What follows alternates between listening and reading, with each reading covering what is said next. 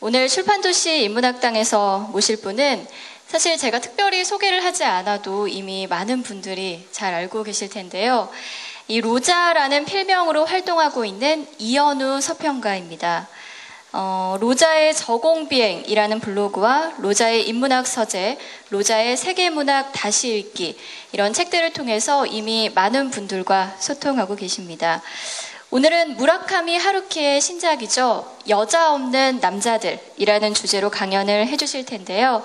이현우 서평가를 모시고 말씀을 들어보도록 하겠습니다. 여러분 박수로 환영해 주십시오. 오늘 말씀드릴 거는 이제 무라카미 하루키의 신작 소설집인데 책을 혹시 다 읽고 오셨는지 아니면은 들어보고 좀 읽어봐야겠다 이런 생각으로 오셨는지 모르겠습니다. 왜냐하면 제가 약간 수위 조절을 해야 되기 때문에 작품 내용을 뭐 이렇게 너무 자세하게 말씀드릴 수도 없고 다 읽고 오셨으면 이제 합의하에 조금 깊이 들어갈 수 있는데 그렇지 않을 경우에는 좀 미리부터 이제 약간 그 내용을 좀 스포일러라 그러죠. 이렇게 미리 말씀드리는 게 좀 안 좋을 수도 있어서 좀 염려스럽긴 합니다.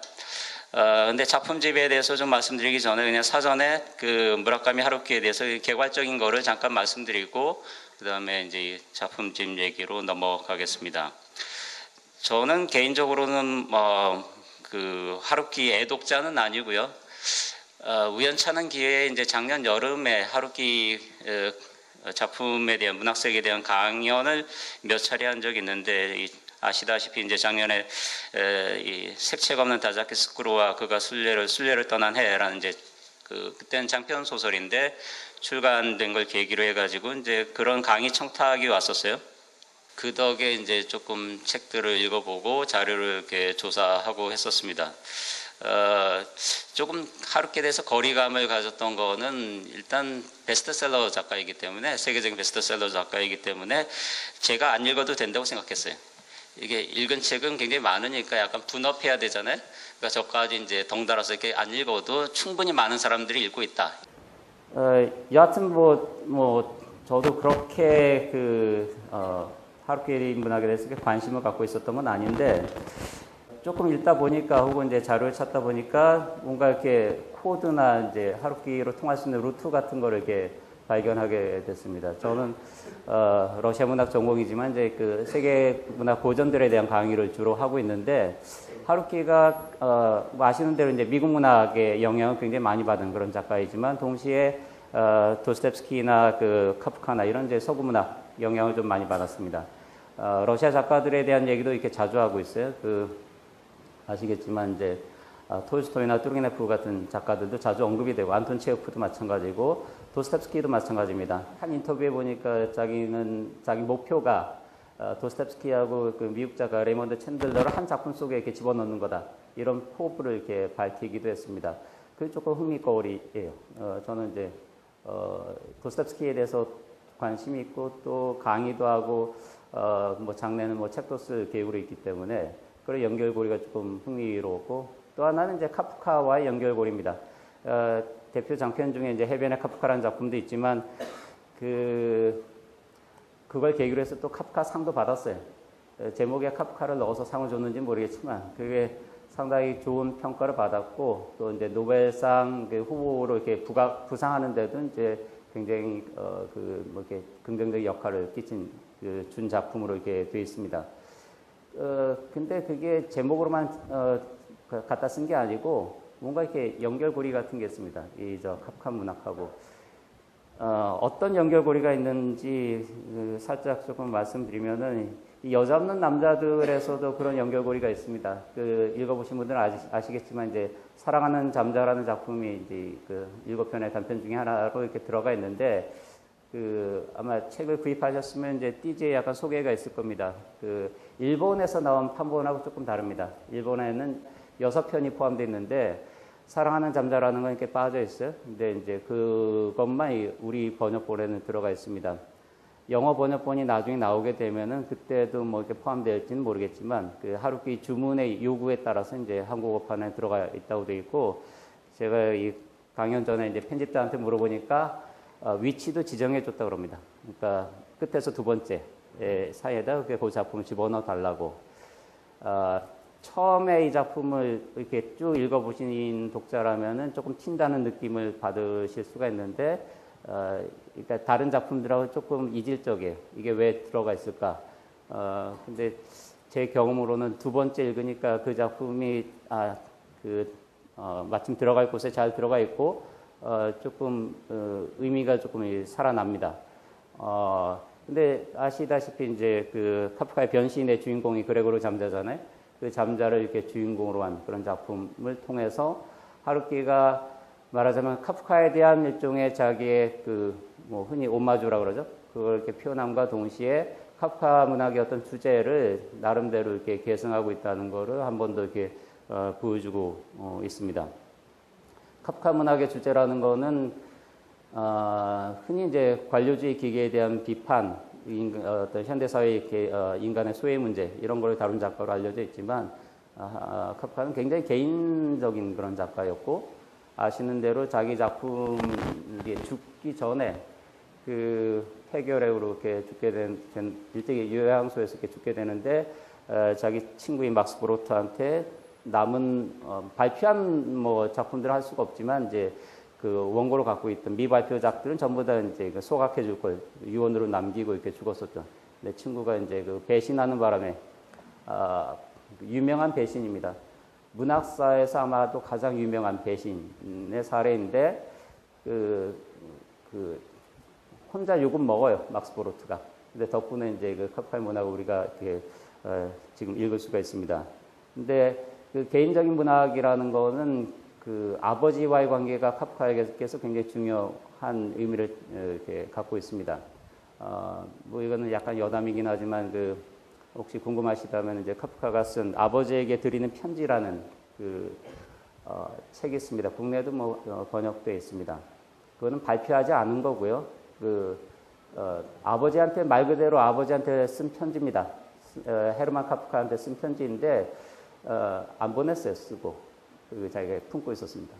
그것도 상당히 흥미로운 제스처입니다. 감히 쓰지만 보내진 못합니다.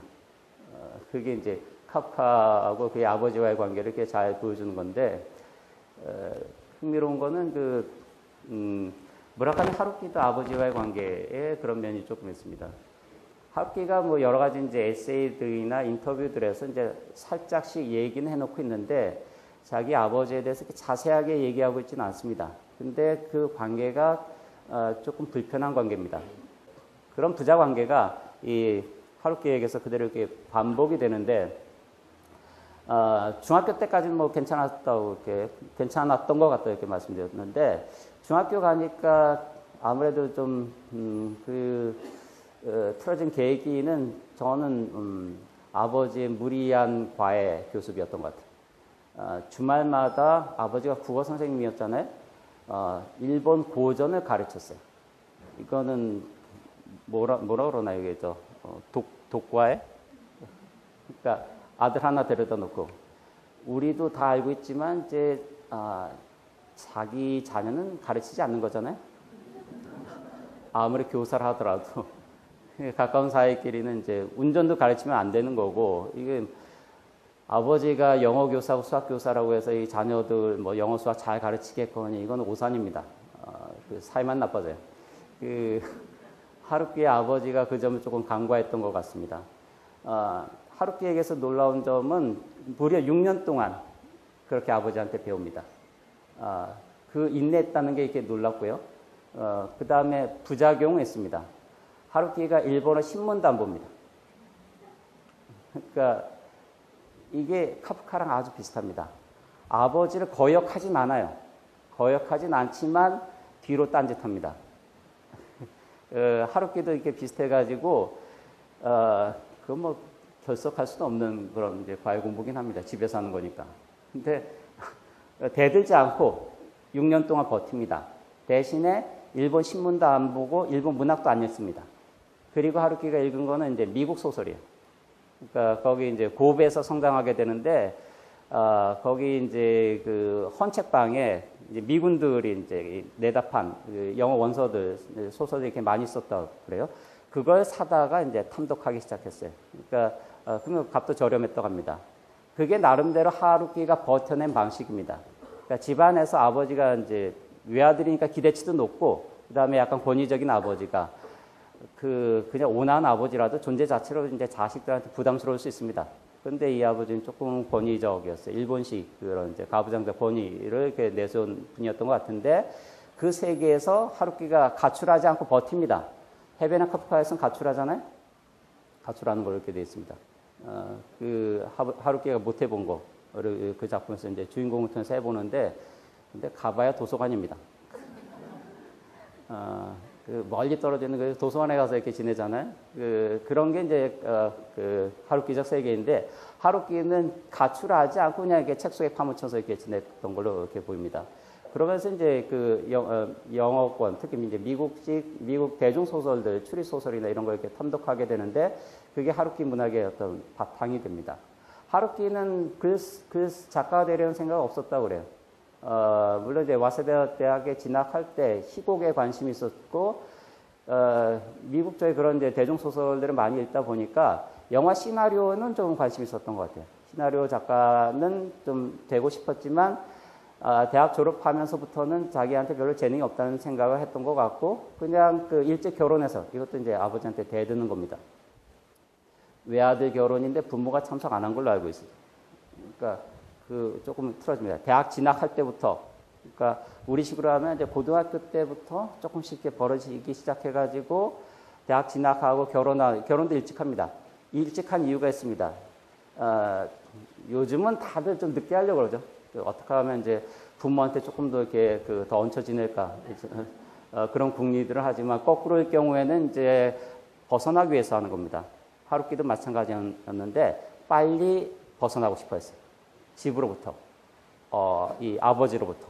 그래서 이렇게 빨리 결혼하게 됩니다. 그 다음 조건이 있었는데, 이제 자식은 갖지 않는 거.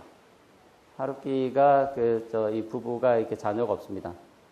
아버지는 되고 싶어 하지 않았어요. 이게 좀 속되게 말해서 여러 가지로 엿먹이는 거죠. 아버지에 대해서. 아버지가 원하지 않는 그 진로, 그 전공을 선택하고, 아버지가 원하지 않는 결혼을 하고, 아버지가 원하는 자식은 낳지 않고, 하여튼 여러모로 반대의 길을 이렇게 가게 됩니다. 제가 읽은 자료에서는 아버지가 하루키가 세계적인 작가가 된 이후에도 아들이 쓴 작품 읽지 않았다고 그래요. 읽고 내색을 하지 않았는지는 잘 모르겠습니다. 근데 적어도 공식적으로 읽지 않은 걸로 이렇게 되어 있습니다. 그러니까 거의 의절한 관계랑 꽤 비슷해요. 저는 그게 하루키 문학의 어떤 밑자리라고 그렇게 생각합니다. 그리고 그런 어떤 억압적인 상황 혹은 조건에서 이렇게 탈출하고자 했던 거, 카프카가 그대로 이렇게 시도했던 건데, 그거를 하루키가 이렇게 그대로 이렇게 반복하고 있습니다. 이게 일본 문학에서는 그래서 별다른 유래가 없는 것 같고,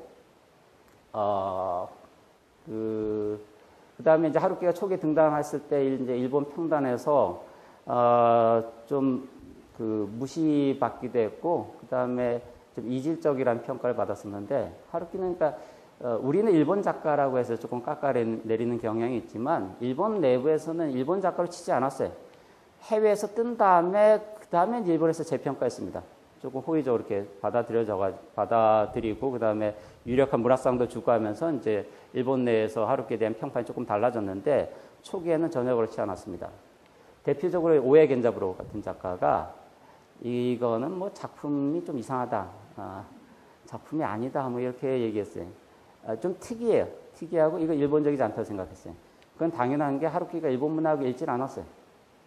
그러니까 일본 고전에 밀린 이후로 일본 현대문학까지 아예 안 읽습니다. 그러니까 일본어로 소설을 어떻게 쓰는지도 모릅니다. 하루키가 소설 썼다는 것 자체도 상당히 놀랍고, 본인도 놀라워합니다. 이게 자기 에세이에서 하는 얘기지만, 야구 경기 구경 갔다가 이제 한 타자가 이렇게 2루 탄가를 쳤는데 그 순간 소설 써야겠다 이런 생각 들었대잖아요. 이건 믿거나 말거나인데, 거꾸로 얘기하면은 작가로서의 어떤 뭐 재능에 대한 확신 같은 것도 없었고, 그 다음에 그런 뭐 신념이나 이런 것도 갖고 있지 않았습니다. 그냥 어느 순간 불현듯 떠오른 겁니다. 아, 쓸 수 있겠구나. 그때 이제 재즈 카페를 운영하고 있던 때였는데, 그러니까 돈 탈탈 털어가지고 하루키가 정황했다고 직업을 안 갖겠다는 것도 한 가지 결심했어요. 이때 아버지 엿먹이의 일환입니다. 그러니까 일본의 교양 있는 중산층인 자제에게 아들에게, 그것도 외아들인데 부모가 기대할 수 있는 모든 거를 다 배반합니다.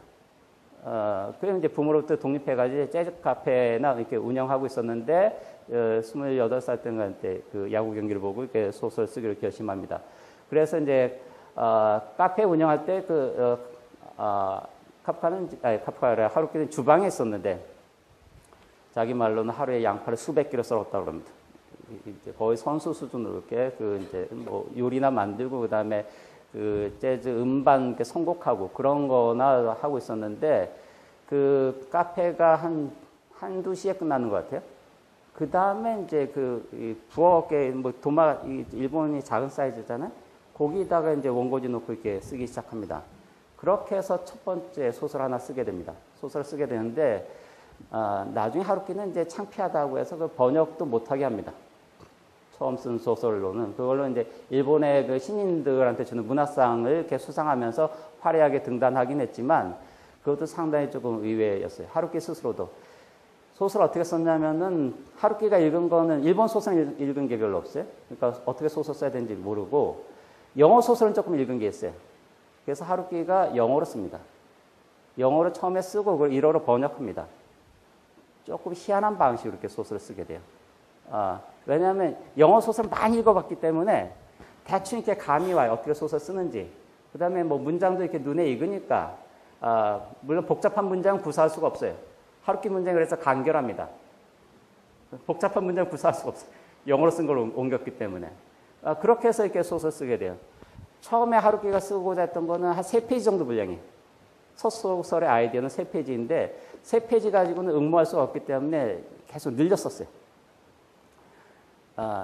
그게 저는 음악이 좀 그러니까 좋은 어떤 재료가 됐다고 생각됩니다. 어떤 영감을 줬는데 음악이란 게 그렇잖아요. 간단한 주제부 있으면은 나머지는 반복이잖아요. 그러니까 다른 걸로 이렇게 시간 때우기입니다. 핵심은 몇 소절이면 충분해요.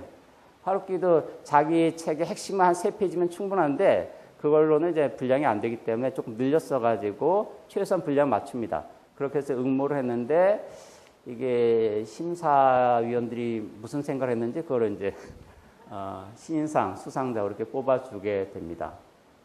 그렇게 해서 이게 뭔가 되는구나 해가지고 나중에 하루키가 세계적인 문학상도 여러 번 수상했지만 하루키가 가장 기뻤을 때는 그 처음 응모한 작품이 최종심에 올라갔을 때였다고 그래요. 그 당선자로 결정됐을 때도 아니고 최종심에 딱 이제 후보자 발표되잖아요. 몇 작품이 이제 최종심에 올랐다.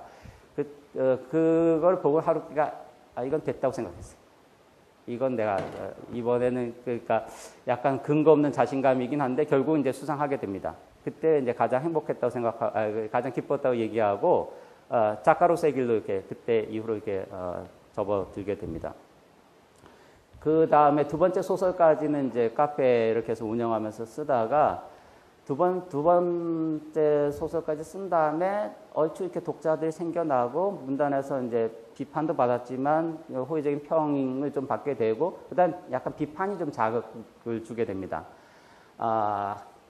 그러니까 좋게 보는 독자들도 있었지만 얘는 뭔 좀 이상하다 이런 평가가 있으니까 하루키가 오기가 나가지고 내가 제대로 한번 써보겠다 하고 가게를 접어요. 그러고 쓴 게 이제 세 번째 소설입니다. 양을 쫓는 모험이라고 이렇게 발표된 작품인데 그게 하루키가 이제 여러 인터뷰에서 보면은 어떤 전환점이 됩니다. 나도 쓸 수 있다는 자신감을 갖게 해준. 그거는 말하자면 전력 투구한 작품입니다. 처음 두 작품은 자기가 썩 마음에 들지 않아서 미숙한 작품이라고 생각해가지고 다른 작품들은 외국어로 많이 번역이 돼 있습니다. 근데 두 작품은 번역이 안 돼 있어요. 번역본이 있긴 한데 이제 일본 국내용입니다. 해외로는 이제 해외에서는 출판되지 않았어요. 세 번째 작품부터는 괜찮다고 생각해요. 그걸 이제 일본 내에서 또 문학상 수상하게 되면서 작가로서의 본격적인 커리어를 이렇게 시작하게 됩니다. 그 다음에 이제 결정적인 계기가 된 게 이제 아시다시피 국내에는 상실의 시대로 이렇게 수백만 부가 팔려 나간 작품, 노르웨이 숲이라는 작품. 이게 이제 87년에 이렇게 출간하게 됩니다. 하루키 작품은 카프카의 작품이 이제 독특한 어떤 환상성을 갖고 있기 때문에 카프카에스크란 말을 써요. 그러니까 카프카적인 세계, 뭔가 독특한 세계. 가령 변신해서 이제 깨어나 보니까 갑충으로 벌레로 변해 있다. 이거는 조금 상상할 수 없었던 그런 얘기잖아요. 이거 원래 조금 놀라셔야 됩니다. 그런 작품 우리가 처음 읽을 때, 가르시아 마르케스는 카프카의 작품을 처음 읽고 침대에서 굴러떨어졌어요. 이건 뭐야 해가지고 벌레로 변했다는 걸 이제 첫 문장 읽으면서 굉장히 충격을 받습니다. 그래서 이렇게도 소설이 되는구나 이런 이제 자극을 줘요. 이 마르케스한테. 마술적 리얼리즘이라는 게 탄생하게 된 배경이기도 합니다. 한술 더 뜬 소설 씁니다. 마르케스는. 벌레로 변할 수도 있다는데 뭐 비가 4년 11개월 내릴 수도 있고 이런 세계를 이렇게 쓰게 됩니다. 어쨌든 하루키도 마찬가지인데 리얼리즘적인 세계라는 거는 이건 아버지의 세계잖아요. 이 세계로부터 벗어나려고 했던 게 하루키의 글쓰기였기 때문에 다른 세계를 쓰려고 합니다. 하루키가 자기 문학에 대해서, 문학 일반은 아니고 이제 자기 문학인데 오락 게임에 비해 전자오락 같은 거, 인터넷 이게 게임들 무슨 서사가 있어야 되잖아요. 저는 잘 안 해, 게임을 좋아하지 않아서 그렇긴 한데 이제 무슨 오락실에 가서 이제 몇 사람이 모여가지고 하는 거 보니까 너는 어딜 맡아 해가지고 이제 무슨 모험을 떠나고 이런 거 있잖아요. 이제 그런 거 이렇게 비슷하다고 이렇게 얘기를 합니다. 요는 뭐냐면 이제 현실이 아닌 다른 세계 이야기. 그게 하루키에게서 창작의 동기였어요. 그러다가 이 노르웨이 숲이라는 거는 아주 예외적인 작품입니다. 원래 부제 이제 하루키가 염두에 두었던 거는 100% 리얼리즘적인 소설, 사실적인 소설. 왜냐하면 그 이전까지 작품에서는 그런 걸 다루지 않았기 때문에 거기에 대한 부담이 있었어요. 부담이 있었는데 그러니까 노르웨이 숲이라는 거는 하루키적인 작품 아닙니다. 하루키에게서 예외적인 작품입니다. 그걸 일본에서도 그렇고 한국에서도 그렇고 이제 하루키라는 이름이 이제 널리 알려지게 되긴 했지만 하루키로서 모험적인 소설이었고, 왜 그런 걸 썼냐면은 약간 중거적 현실 같은 게 조금 필요합니다. 내가 일상에서 벗어난 초현실적인 혹은 환상적인 그런 세계를 그리고자 하는데 그게 정당화되기 위해서는 현실이 뭔지 알아야 되잖아요. 자기가 발 딛고 있는 현실이 어느 정도인지 알아야지만이 그로부터 어느 정도 일탈하면 되겠다, 어느 정도 벗어나면 되겠다, 이렇게 견적을 낼 수가 있습니다. 그런 용도로 썼던 작품이에요. 그런 용도로 쓴 작품이고, 동시에 하루키는 이제 곡에 한 10만 부 정도 나가면 좋겠다고 생각했어요. 왜냐면 그러면 이제 작품을 계속 쓸 수가 있으니까. 근데 하루키의 예상은 조금 빗나가게 만듭니다. 이게 수백만 부가 나갔어요. 하루키가 그래서 물론 그 전에 외국 나가서 쓴 작품이긴 하지만 일본에 안 들어옵니다. 약간 조금 뭐랄까 조금 속되게 말해서 약간 쪽팔리는 것 같기도 하고 해서 외국으로 계속 돌아요. 그 이후에 여하튼 그게 그러니까 하루키 소설 가운데 우리가 가장 친숙하게 읽을 수 있는 작품이긴 하지만 하루키의 본격적인 문학 세계하고는 조금 다른 예외적인 그런 작품입니다. 그 이후에는 뭐 승승장구하고 있습니다. 한 3, 4년 터울은 이제 장편 소설을 계속 발표하고 그 사이사이에 이제 단편집들을 계속 내고 있고 에세이들까지 이렇게 발표하고 있는 이 전방위 작가인데 그래서 분류하자면 뭐 장르로는 3가지 장르에 걸쳐서 이렇게 책들을 써냅니다. 국내는 제가 듣기에는 3가지 독자층이 또 다 다르다고 이렇게 돼 있어요. 단편 소설이 제일 괜찮아. 뭐 하루키는 에세이지. 그런 독자도 있고, 그 다음에 장편 소설 독자도 있고, 조금 나눠진다고 하는데, 그런 갖기 다른 독자층을 갖고 있다는 것도 사실 조금 놀랍긴 합니다. 뭐 아시는 분은 다 아시겠지만 그렇게 많은 작품들을 써내기 위해서는 하루키도 얘기하고 있는데 기본적으로 체력이 중요합니다. 하루키 스스로도 얘기하고 있는데 대단한 상상력의 작가는 아닙니다. 하루키 작품을 많이 읽은 독자들은 아시겠지만 계속 뭐 어떤 주제가 반복이 돼요. 또 재탕이군 이렇게 되는데 그건 뭐 하루키가 좋아하는 재즈하고도 관계가 있습니다. 재즈도 새로운 건 아니잖아요. 계속 비슷하게 이렇게 반복되는데 그 반복을 즐기는 거잖아요. 하루키 애독자는 그런 하루키 반복을 좋게 보는 겁니다. 근데 그 하루키가 자신하는 거는 자기 그 체력이에요.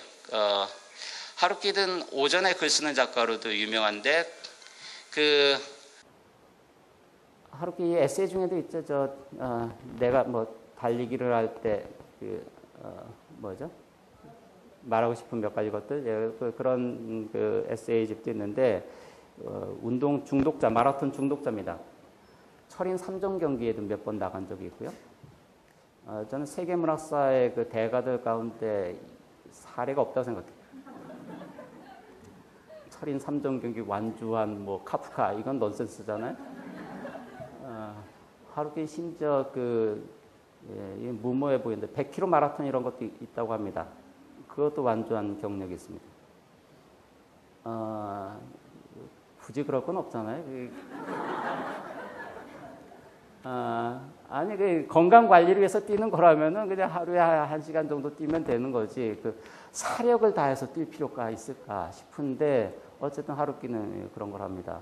뭐 보스턴 마라톤, 뭐 뉴욕 마라톤, 뭐 이런 거 이렇게 완주하고 그래요. 하루키는 좀 쿨한 게 있습니다. 완주한 다음에 기운이 다 소진됐잖아요. 뭐 남들한테 보이기 위해서 이렇게 뛰는 거 아닙니다. 그 피로감에서 만족감을 느껴요. 그리고 이제 시원한 맥주 한 잔이나 딱 마시고 그다음에 이제 원고 씁니다. 그런 게 하루키 스타일. 아침에 조금 일찍 일어나가지고 한 새벽 5시, 6시 전부터 이렇게 한 대여섯 시간 정도 이렇게 글을 쓰는 걸로 되어 있습니다. 그 다음에 이제 오후에는 뛰고 거의 매일 뛰어요. 아무튼 저로서는 잘 이해가 안 되는 그런 생활 습관을 이렇게 갖고 있긴 한데 그게 이제 강철 체력의 비결이고 작가로서 이렇게 롱런할 수 있는 그러니까 뭐 별로 굴곡이 없습니다. 사생활에도 별로 문제가 없고 아무튼 꾸준히 작품을 이렇게 계속 써 나가고 있는데 그런 이제 비결이 이제 그런 게 있습니다. 한 가지만 더 말씀드리겠습니다. 하루키 문학세계에 약간 변화하는 계기가 있는데 보통 95년으로 이렇게 얘기합니다. 그건 이제 언더그라운드라는 이제 논픽션도 국내 출간돼 있는데 그때 이제 일본의 그 지진하고 그다음에 도쿄에서의 산린 가스 테러가 일어났던 해입니다. 그게 이제 전환점이 돼가지고 그 이전까지는 사회나 일본의 어떤 사회적 현실에 대해서 좀 거리를 둔 그로부터 좀 벗어나려는 도피적 성향의 작품을 주로 써왔다면은 그 이후에는 이제 좀 뭐라 표현해야 되나요? 어떤 뭐 개입하는, 참여하는 그런 성격의 작품을 이렇게 씁니다. 하루키 자신도 그걸 의식하고 있어요. 근데 인터뷰를 보니까 그런 사건들이 계기가 되긴 했지만 바로 전에 그런 사건들이 일어나기 한두 달 전부터 이제 그 지인들한테 조금 작품 세계를 좀 변화시켜 보겠다는 그런 이제 생각을 이렇게 피력했다고 합니다. 일본에 대해서 좀 관심을 갖고 일본의 현실에 대해서 좀 쓰겠다고 하는 거. 그게 이제 중요한 변화의 계기입니다. 그 전까지 그러니까 한 15년간은 일본으로부터 이렇게 벗어나는 가급적이게 도망치려고 하는 그런 작품들을 썼어요. 그래서 이제 하루키가 국내 소개될 때 그랬는데 이 무국적 작가라는 평판을 들었습니다. 일본 작가이긴 하지만 비일본적인 작가. 국적을 알 수가 없어요. 그건 오해의 평가이기도 했습니다. 오해 겐자부로가. 오해가 이제 94년에 노벨 문학상 수상 작가입니다. 일본 아직 생존 작가 중에 이제 그 일본의 두목격, 우두머리격 그런 작가인데 초기 하루키에 대해서는 대단히 신랄하게 비판했다가 나중에 이제 하루키 문학을 인정해 줍니다. 근데 오해 평가가 하루키는 뭔가 다른 세계 작가다. 하루키 작품을 외국어로 번역해 놓으면은 이게 일본 작품이라는 걸 사람들이 모를 거다. 물론 이제 이름 때문에 눈치챌 수는 있지만 전혀 일본적이지 않은 그런 이제 작품 세계를 갖고 있다고 얘기했습니다. 그런데 이제 95년을 계기로 해가지고 일본으로 이렇게 귀환하게 됩니다. 그게 이제 그 약간 변화된 작품 세계이고, 그러면서 하루키 문학에 대한 이제 평판이랄까 평가가 훨씬 더 좀 좋아진 것 같다는 느낌을 갖게 됩니다. 그러니까 이 어떤 작가로서의 책임의식이 조금 반영돼 있어요. 만약에 그런 게 없다면은 순수한 뭐 판타지적인 뭐 이게 장르 소설 작가, 그러니까 소수의 어떤 컬트 독자들을 거느린 뭐 그런 작가로 이렇게 나갈 수도 있었겠지만, 그와는 조금 다른 방향으로 이렇게 다시 귀환하게 됩니다. 그게 이제 지금까지 우리가 읽어오고 있는, 만나보고 있는 이제 하루키입니다.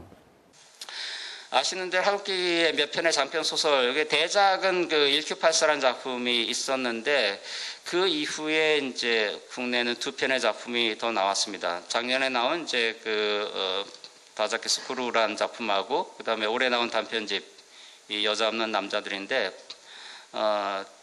제가 읽어본 제 느낌으로는 작년에 나온 거는 단편을 조금 늘렸었다는 느낌을 받았어요. 원래는 하루키는 장편을 좀 대작을 씁니다. 스케일을. 하루키 소설 방식은 이것도 좀 특이한데, 내일 쓸 내용을 오늘 모릅니다. 이 작가가. 자기가 궁금해해요. 그러니까 하루키한테 뭐 물어보면 안 됩니다. 뭐 왜 이렇게 쓰셨어요? 이런 건 본인도 몰라요. 하루키는 처음에 어떤 한 가지 이미지나 모티브로 시작합니다. 이게 어떤 감을 좀 받습니다. 아, 이게 뭔가 되겠다 싶으면은 이제 그게 써 나갑니다. 써 나가는데 뭐 주인공이 새롭게 등장한다거나 하는데, 이 주인공이 어떻게 될지 몰라요. 하루키가 쓰는 이제 추리 소설에서는 자기도 살인범이 누군지 몰랐다고. 누가 죽고 시작하는데 누가 죽인 거지? 나중에 가서 알게 됐다고. 알게 됐는데 이제 나중에 이렇게 여러 번 이렇게 개작하면서 이렇게 교정하면서 이제 그런 내용이 앞에 들어왔는데, 실제 촉으로 쓸 단계에서는 자기도 이렇게 알지 못한다고 합니다. 이게 진행 과정을. 장편 소설도 마찬가지입니다. 방대한 분량의 장편 쏘는데 하루키가 잘하는 거는 스타트하는 겁니다. 그 다음에 버팁니다. 이게 마라톤을 괜히 하는 게 아니고, 이 장편 소설 쓰려 한 몇 달 걸려요. 한 6개월 정도 걸립니다. 그래도 굉장히 빨리 쓰는 겁니다. 6개월 정도 쓰면은. 근데 하루키 6개월 정도 쓰고 이제 6개월 정도 교정 작업을 이렇게 거친다고 해요. 그러니까 상당히 공들여서 보통 작품당 5-6번 정도 이렇게 고친다고 합니다. 그러니까 천재적인 작가 아닙니다. 굉장히 독창적인, 천재적인 그런 작가는 아니고, 지구력과, 그 다음에 끈질기게 반복적인 교정 작업을 이렇게 버텨내는 그런 작가인데, 어쨌든 스타트를 한 다음에는 마라톤처럼 이렇게 버텨나가는 겁니다. 근데 해볼만 해요. 하루키가 자기 전에 내일 쓸 내용이 궁금해요. 자기가. 이게 오늘치 읽은 다음에 독자들도 어떤 일이 벌어질까 궁금해하면서 책장을 덮잖아요. 하루키도 마찬가지입니다. 내일 무슨 일이 벌어질까 궁금해하면서. 그 다음에 일어나가 5시간 씁니다. 5시간 쓴 다음에 그 다음에 어떻게 되지? 궁금한데 아침에 일찍 일어나면 합니다. 그렇게 해서 쓴 작가입니다. 제가 아는 오전형 작가 중에는 그 해밍웨이도 있어요. 해밍웨이하고 조금 다른 거는, 해밍웨이도 아침 6시에 일어납니다. 아침 6시에 일어나서 이제 12시까지 이렇게 작업을 해요. 해밍웨이는 마라톤을 하지 않았어요. 근데 해밍웨이는 서서 썼어요. 그러니까 이런 거 비슷하게 탁자 이렇게 있어가지고 서서 씁니다. 왜냐하면 그러면 좀 더 피곤하겠죠. 그러니까 자기가 실제 일한 것보다 훨씬 더 큰 피곤함을 느끼고, 그에 따른 뿌듯함을 느낍니다. 꽤 일한 것 같은. 아니, 이게 글 쓴다라는 게 앉아서 쓰게 되면 정신도둑은 되지만 뭐 몸은 그렇게 피곤한 건 아니잖아요. 머리만 조금 무겁고 이런 거지. 근데 해밍웨이는 이제 약간 육체적인 인간이었기 때문에 몸이 조금 피곤해야 돼요. 이게 원래는 그 덩치면 장작이라도 패야 되는데 6시간 동안 이거 이렇게 글만 쓰는 거니까 이게 서서 쓰는 거였어요. 근데 해밍웨이의 소설 그 작법 특징은, 해밍웨이는 그 다음날 이야기까지 생각해 둔 다음에 딱 접어요. 그러니까 계속 그 다음날 아침에 일어나서는 어제 쓴 거 계속 수정합니다. 수정하면서 그 다음에 조금씩 헤매는 이게 속도가 이렇게 빠르진 않았어요. 왜냐하면 이렇게 계속 수정하면서 썼기 때문에. 근데 어느 정도 쓴 다음에 다음날 얘기 진도까지는 머릿속에 떠올린 다음에 이렇게 딱 그만뒀어요. 근데 하루키는 놀랍게도 도대체 무슨 일이 벌어질지 모르는 상태에서 그만두고 그 다음날 이렇게 써나가고, 그렇게 해서 한 6개월 정도 쓰면 이제 장편 소설 이렇게 분량이 만들어지게 됩니다. 원래 이제 그런 거를 쓰는 작가인데, 전업 작가라면 장편 소설 써야 됩니다. 전업 단편 작가라는 건 약간 넌센스입니다. 그건 좀 이상하잖아요. 전력을, 물론 이제 그 앨리스 먼로처럼 이제 평생 단편만 쓴 작가들도 있긴 하지만 좀 특이한 경우입니다. 하루키도 전력을 다해서 쓰는 거는 이제 장편 소설이고, 그 다음에 여기로, 그 준비하는 과정으로 이제 에세이라든가, 그 다음에 단편이라든가 이런 걸 씁니다. 그리고 이제 번역도 합니다. 하루키가 그 레이먼드 카버 같은 작가의 전집 번역한 것도 아주 유명한 사례인데, 이게 여담으로 말씀드리면 하루키 문학의 어떤 비결입니다. 지금도 번역을 중단하지 않아요. 그게 번역이라는 게 이제 단순 작업처럼 보이지만 하루키 자기 작품을 써나갈 수 있는 어떤 영감이나 에너지 같은 거를 번역을 통해서 이렇게 얻어냅니다. 그게 하루키 문학의 어떤 중요한 비밀 같은 게 거기에 이렇게 숨어 있는 것 같아요. 여하튼 이제 번역도 하고, 그 다음에 에세이도 쓰고, 단편도 써가면서 이제 장편은 이건 상당히 좀 그 사이즈가 크기 때문에 조금 준비가 필요합니다. 장기간의 그 에너지를 이렇게 쏟아 부어야 되기 때문에 하루키는 뭐 작품 쓰는 기간 동안에는 다른 거 일치하지 않습니다. 거기에만 이렇게 전력 투구하기 때문에. 그러니까 그거를 계속 써나갈 수는 없어요. 그러니까 몇 년에 한 번씩 1년 정도 이렇게 투자하는 겁니다. 그러니까 그 사이사이에는 이제 단편들을 씁니다. 그렇게 해서 나온 단편집이 이제 여자 없는 남자들이고, 아마 지금 다른 장편을 이렇게 준비하고 있을 겁니다. 아직 그 체력이 바닥났다는 얘기가 없기 때문에 뭐 계속 뭔가 이렇게 써 나갈 겁니다. 이 작품집 제목이 아마도 판매에 좀 긍정적인 영향을 주지 않았을까 싶은데, 저는 여기 이제 강연 때문에 오면서 분위기가 조금 궁금했어요. 이렇게 밝은 분위기는 잘 맞지 않는 것 같습니다. 좀 칙칙한 분위기가 더 어울릴 것 같은데, 이제 여성분들이 더 많은데 이것도 조금 의외입니다. 이 여자 없는 남자들만 칙칙한데 모여가지고 이제 뭔가 이렇게 그 얘기를 뒷얘기, 이 작품집을 읽은 뒷얘기들을 나누는 게 더 적절한 그런 자리가 아닌가 싶긴 한데, 하루키가 본인의 입으로 이렇게 얘기한 게 있습니다. 자기 작품의 반복적인 어떤 그 플롯에 대해서 얘기한 게 있는데, 그러니까 이거 발견했다고 기뻐할 것도 아닙니다. 다 얘기해놨기 때문에. 3가지가 반복됩니다. 하나는 뭔가를 잃어버려요.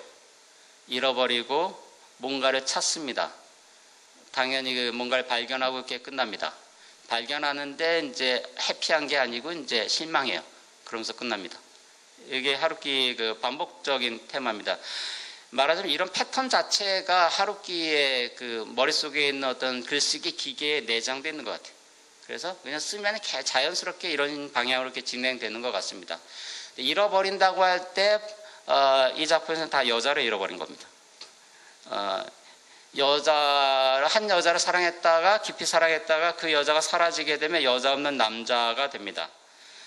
이건 조금 불행한 거지만 그 불행한 중에서 조금 다행한 거는 나만 그런 건 아니라는 거. 7편의 작품이 뭐 아주 긴밀하게 이렇게 연결되어 있는 건 아닙니다. 뭐 연작소설처럼. 그런데 하루키가 이제 배치도 다 이렇게 지정을 해놓고 나름대로 이렇게 뭔가 느슨하게라도 이렇게 연결이 되게끔 해놨고, 첫 작품하고 마지막 작품은 이제 서로 이렇게 상응되게끔 해놨습니다. 첫 작품은 이제 남편이, 아내가 이제 자궁암으로 죽었는데, 아내 이제 정부 중에 한 남자, 연하남이, 부부가 다 배우였습니다. 근데 아내에게 이제 연하남 정부가 몇 명 있었고, 그 중에 이제 이 남편의 추정으로는 최소한 4이 있었어요. 확실하게는. 그 중에 이제 마지막 남자와 이제 그 우정을 나누는, 만나자고 해가지고 그런 내용으로 이렇게 되어 있습니다. 이 한국 소설에서는 이런 걸 좀 기대하기가 어렵습니다. 작품 대사 중에 이런 게 나와요. 내가 마지막으로 친구를 사귄 건 거의 10년 전이야. 이 드라이브 마이 카는 이제 이 배우가 자기 전속 운전 기사를 이제 젊은 여자를 채용하게 되는데, 그 다음에 이제 이 기사한테 자기 얘기를 조금 들려주는 식으로 진행이 됩니다. 근데 그 친구를 사귄 게, 그러니까 왜 당신은 친구가 없나요? 라고 이렇게 물어보니까 이제 이 얘기를 하면서 친구가 있었는데 벌써 한 10년 전이다. 근데, 그 친구는 한동안 내 아내와 잤어. 내가 그 사실을 안다는 걸 친구는 몰랐지. 그리고 내가 그 남자의 친구가 된 건 내 아내가 그와 잤기 때문이었어. 이 한국 소설에서는 나오기가 어렵겠죠? 이게 아무리 이제 모르겠어요. 요새 막장 드라마에서도 아직까지 이런 설정은 없는 것 같습니다. 이건 러시아 문학에는 있습니다. 도스토옙스키 작품에 있습니다. 영원한 남편이라는 작품이 있어요. 그 영원한 남편에서는 아내가 죽은 다음에 이제 남편 유품을 조사하다 보니까 편지가 잔뜩 나왔어요. 정부들하고 주고받은 편지가. 그걸 이제 몰랐다는 것도 문제긴 하지만 러시아에서는 이거 영화로도 만들어져 있습니다. 그러니까 아내가 이렇게 심장마비로 이렇게 딱 죽는데 남편이 굉장히 슬퍼하면서 이제 약간 현대판을 각색하긴 했어요. 아내 유품을 이렇게 챙깁니다. 무관심했던 남편은 아니고 아내를 사랑했던 사람인데 유품을 챙기다 보니까 편지가 나와요. 근데 낯선 남자에게서 받은 편지들이 이렇게 나옵니다. 그러면서 이제 이 남편이 그 정부들을 찾아갑니다. 그러면서 이렇게 벌어진 얘기인데, 도스토옙스키 원작에서는 이 정부를 찾아가가지고 이 정부의 시점에서 시작돼요. 어떤 남자가 계속 이 길거리에서 자기 집을 주시를 해요. 그러더니 새벽 3시에 이 남자가 뚜벅뚜벅하더니 찾아와요. 찾아와가지고 방에까지 이렇게 들어옵니다. 꿈인가 환상인가 싶은데 이렇게 들어와요. 근데 이 남자가 지금 몇 시인지도 모르고 찾아온 거였어요. 그러니까 한 가지만 이렇게 몰입해가지고, 정부가 한둘은 나뉘어가지고 이제 둘이 있어요. 둘이 있는데 이제 한 정부는 이제 죽어가지고 장례식에 갔다 오고, 한 정부 약간 젊은 사람인데 이렇게 찾아와요. 아내하고는 9년 전에 관계가 있었던 남자예요. 예, 찾아와가지고 이 하루키 소설하고도 비슷한데 우정을 나누게 됩니다. 심지어 키스까지 합니다. 이게 도스토옙스키 소설입니다. 도스토옙스키 소설을 읽는다는 것은 이제 그런 심리를 이해하는 겁니다. 어떻게 해서 거기까지 가게 되는가. 이 영원한 남편이 아내를 사랑하지만 이제 재혼을 준비해요. 재혼을 준비하는데 자기 이제 새로 이렇게 결혼할 여자한테 어떤 선물을 줘야 할지 자기가 고를 수 없어가지고 이 남자를 데리고 갑니다. 아내 옛 정부를 데려가가지고 이렇게 골라달라고. 이게 기묘한 어떤 관계입니다. 왜냐, 아내가 이 남자를 좋아했었기 때문에 자기 대신에 이 남자가 어떤 모델이 됩니다. 자기가 아내에게 사랑받기 위해서는 이 남자처럼 돼야 되잖아요. 그러니까 이게 라이벌 관계만 되는 건 아니고 모델 관계이기도 합니다. 뭔가 본받을 게 있어요. 아내를 사랑한다면, 정말 사랑한다면 정부를 사랑 못할 것도 없습니다. 이게 첫 번째 소설이 이제 그런 내용을 이렇게 다룹니다. 근데 이 마지막 소설이 이제 여자 없는 남자들 표제작인데, 여기서는 이제 한 여자의 정부였는데 어느 날 밤중에, 이게 또 유부남이에요. 근데 밤중에 전화가 와요. 자기의 정부였던 여자가 죽었다는 걸 알려주는 남편을 전화합니다. 목소리의 주인은 그녀의 남편이었다. 적어도 그렇게 소개를 했다. 나 누구 남편입니다. 이렇게 전화가 온 겁니다. 아내가 지난주 수요일에 자살했습니다. 얘기하면서 뭐가 어찌됐건 알려드려야겠다 싶어서,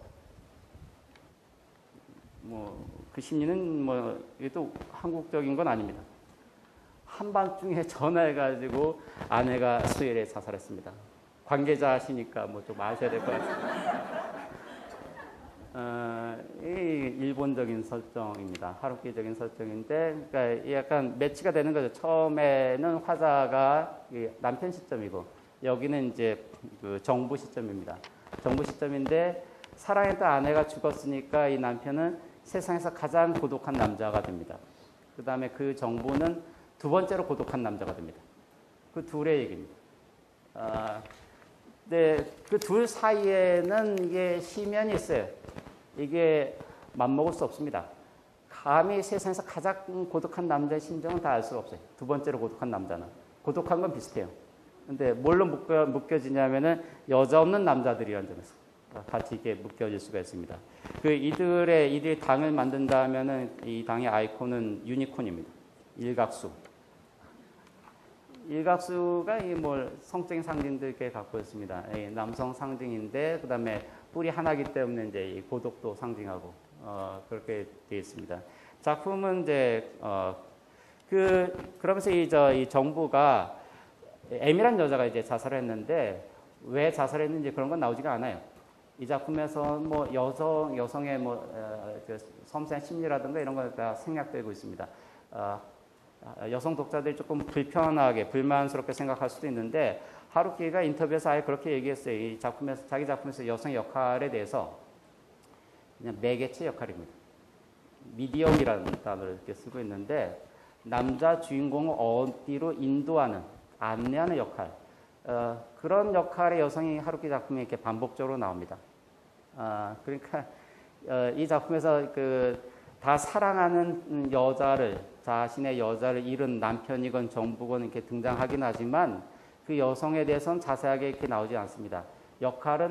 이 여성들의 역할은 사라지는 데 있습니다. 내지는 이제 죽는 데 있습니다.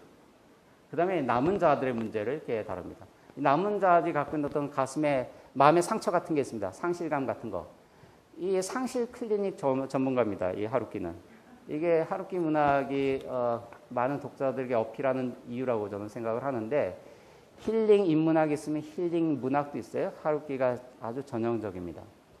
헤베나 카프카 같은 작품에서도 아주 대표적인데 또 상실의 시대 노르웨이 숲에서도 이렇게 마찬가지죠. 근데 하루키 얘기는 이게 보편적인 경험이라는 겁니다. 누구나 인생을 살면서 뭔가를 잃어버려요. 너무 단순하게도 이게 이제 가족을 잃잖아요. 부모님을 잃잖아요. 여기는 이제 자식도 잃은 사례도 이렇게 나오긴 하지만, 그 다음에 이제 아무리 사랑하는 사람과 연애를 하고 결혼했다 하더라도 이거는 항구적이지는 않습니다. 언젠가는 잃게 됩니다. 이거는 인간의 보편적 조건이에요. 이건 근데 보편적이라고 해서 그 충격이나 슬픔이 완화되지는 않습니다. 이건 자기만의 슬픔이고 자기만의 고독이에요. 근데 하루키 작품에서 위안을 찾을 수 있는 거는 비슷한 처지에 놓여 있는 사람들이 있어요. 이 작품의 저는 핵심 중에 하나가 남자들이라고 생각해요. 여자 없는 남자가 아니라 여자 없는 남자들입니다. 결말에서 이런 대목이 나옵니다. 어느 날 갑자기 당신은 여자 없는 남자들이 된다. 그날은 아주 작은 예고나 힌트도 주지 않은 채 예감도 징조도 없이 노크도 헛기침도 생략하고 느닷없이 당신을 찾아온다. 그러니까 여자 없는 남자들이 되는 그날이 불쑥 이렇게 찾아옵니다. 모퉁이 하나를 돌면은 자신이 이미 그곳에 있음을 당신은 안다. 하지만 이제 되돌아갈 수가 없다. 일단 모퉁이를 돌면은 그것이 당신에게 단 하나의 세계가 되어버린다. 그 세계에서 당신은 여자 없는 남자들로 불린다. 한없이 차가운 복수형으로. 저는 여기는 동의하지 않아요. 이 작가의 느낌으로 이제 한없이 차가운 복수형이라고 그랬는데 복수형이어서 그나마 다행인 겁니다. 나만 잃어버렸다고 하면은 이거는 더 참을 수가 없잖아요. 가보니까 그런 남자들이 다 모여 있는 겁니다.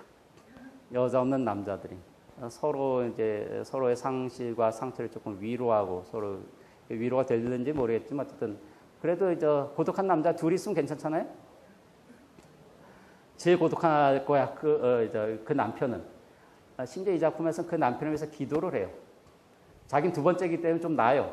그래서 가장 고독한 남자를 위해서 이렇게 기도하는 걸로 이렇게 작품이 마무리가 됩니다. 이게 전반적으로 이제 그런 내용들, 작품 줄거리는 스포일러가 될 것 같아서 자세히 말씀 안 드리는데 그런 내용들, 비슷한 내용들로 이렇게 되어 있습니다.